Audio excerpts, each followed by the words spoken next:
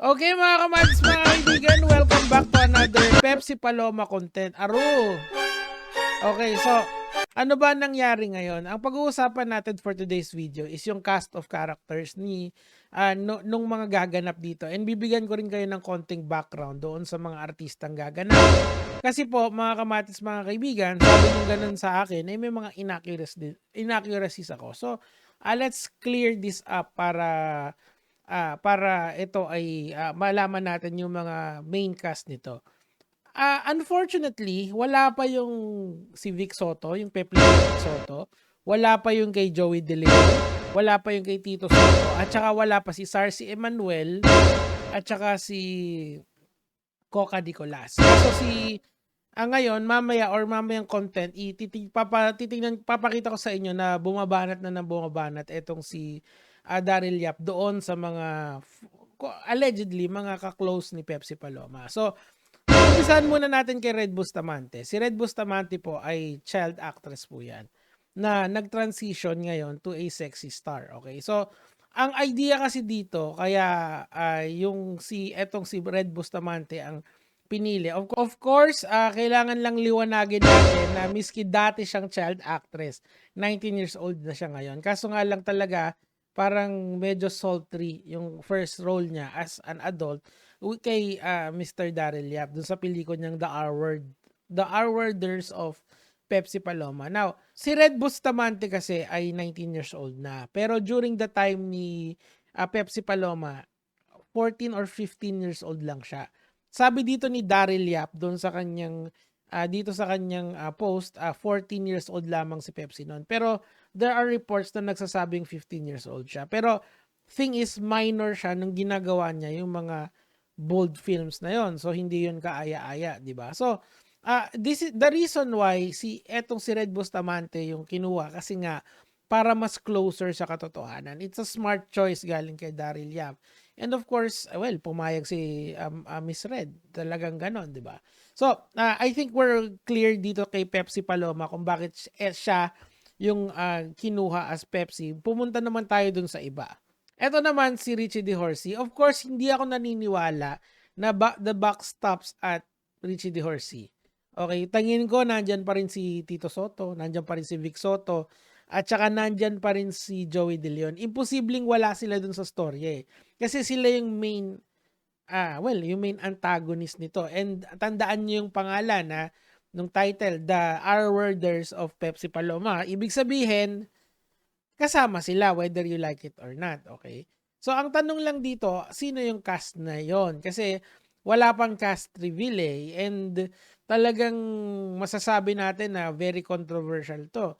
Itong palabas na to. Next, ito naman, ito si Dr. Ray De La Cruz. Okay, now, kung napanood nyo kahapon yung interview kay Coca Nicolas, okay, si Coca Nicolas kasi ay napaka-importanting integral part siya nitong storya na to kasi kasama siya sa Soft Drinks Beauty and miski hindi na sikat si Pepsi Paloma, talagang magkasama pa rin sila. Nag-maintain pa lang nila yung friendship nila.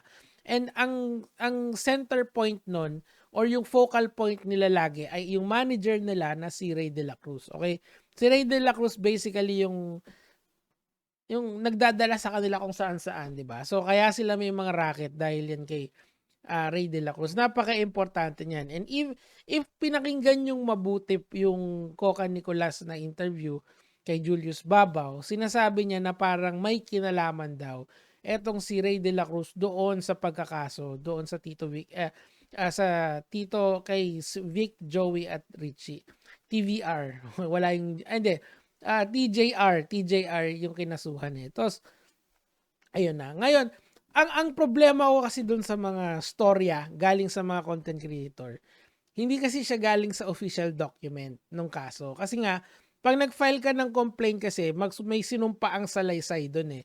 Yung affidavit na tinatawag. Hindi natin alam kung nasan yung affidavit na yun or does it even exist at this point on time. Yung complaint affidavit na tinatawag. Kasi like for example, may pinanood akong content creator, parang malabo yung sinasabi niya. Meron daw nag-pro bono daw ng malaking abogado and things like that. Eh. Pwede kasing galing yun sa mismatch ng internet lore at napagtagpi-tagpi na lang. That's why it's important for us to read official documentation. Okay? May vetting yon ng ating gobyerno. Dumaan sa korte and stuff like this.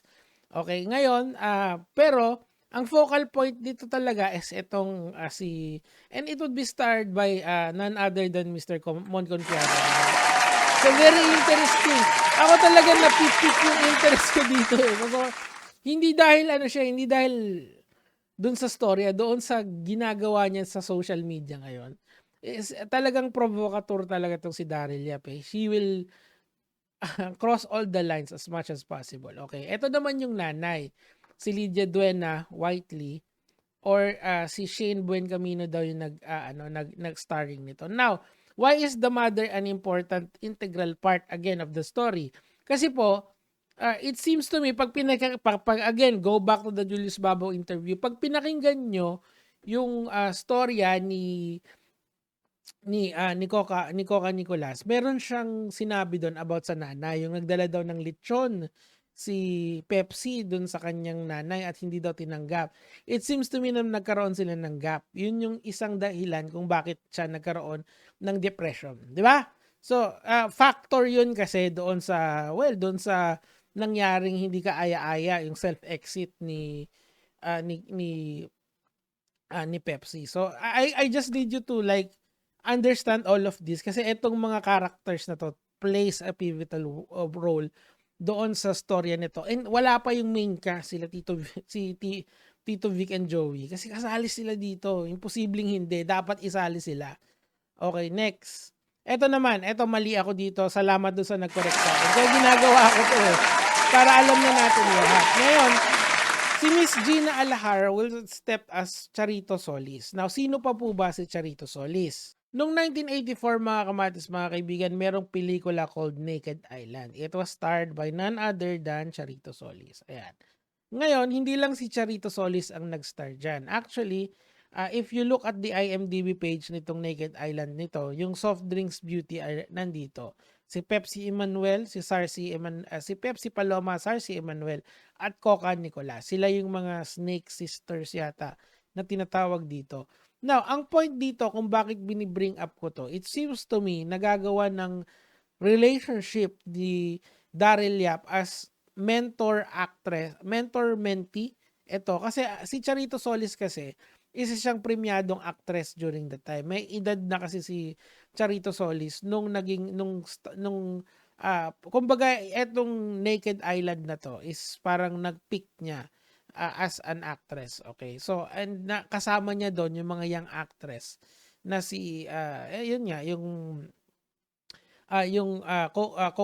soft drinks beauty and sila Coca, sila Sarcy, and si Pepsi. Okay, so siguro ang pinopoint out dito ni Daryl Yap, etong si Charito Solis ay parang naging mentor or close in siya yung close nitong si Pepsi Paloma imbis dun sa dalawang soft drink beauties. Kasi kita mo, this conversation now, given that context, kasi it's either nanay niya yan or yun nga, someone na pinagkakatiwalaan niya na si Charito Solis, di ba? Na nakastar niya sa isang film called The Naked Island, and ayun nga, eto, pinapakita kung gaano sila ka-close na nag-o-open up si Miss Pepsi doon sa kay Miss Charito, 'di ba? So it seems to me that ganun yung ini-imply dito ni Daryl Yap. Na sila yung close at hindi yung dalawa. Kasi mamaya, mga kamatis, mga kaibigan, mamaya po